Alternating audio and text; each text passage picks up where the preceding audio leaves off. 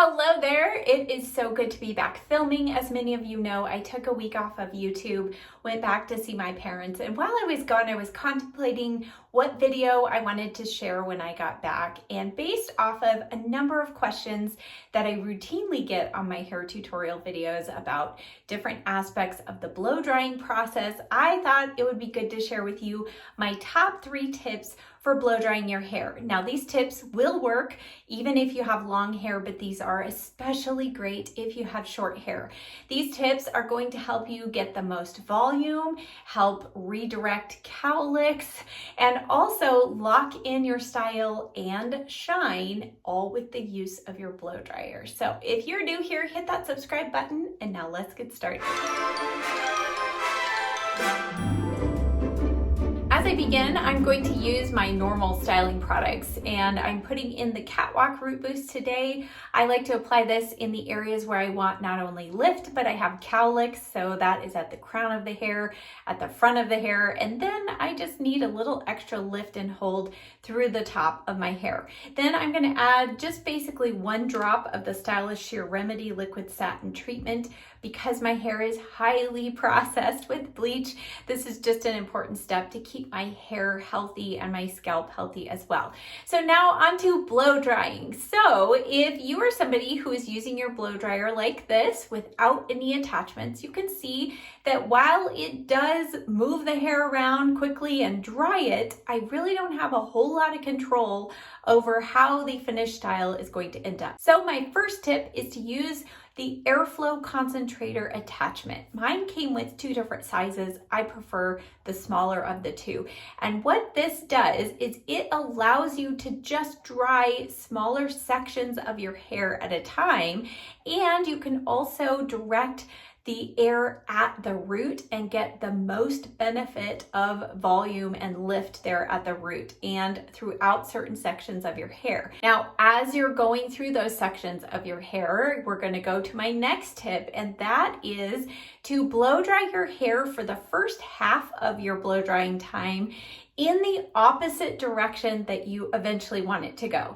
What this does is this makes the cuticle and the root of the hair start going in the opposite direction so that when you go back over to the other side, it creates much more lift and volume at the root. This is also very helpful if you have areas of cowlicks like I do at the crown of my hair and at the front of my hair. I blow dry it in the opposite direction with my fingers pushing that hair, and then as the hair gets drier, I will go back to its regular kind of normal finished place that I want it to be. Now, as the hair gets drier and drier, you can still go back and forth, but you definitely want to concentrate on directing the hair more to the style and the side that you want it to finish on. Now, if you have a real stubborn cowlick, you can bring in a round brush like this one and comb the hair in the opposite direction of that cowlick, blow it that way, and then go back to its normal side. This is something that I will only do if my hair is really being stubborn and I'm not getting the lift and direction that I want.